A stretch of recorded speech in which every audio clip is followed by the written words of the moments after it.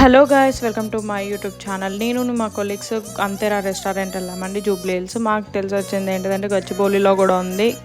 మేము సరిగ్గా చూసుకోక Jubilee hills వెళ్ళాము. కాకపోతే జూబ్లీ హిల్స్లో ఉన్న అంతేరా రెస్టారెంట్ హ్యాంబియన్స్ అండ్ ఇంటీరియర్ ఎవ్రీథింగ్ చాలా అంటే చాలా బాగుందండి. మేము పైన కూర్చున్నాము.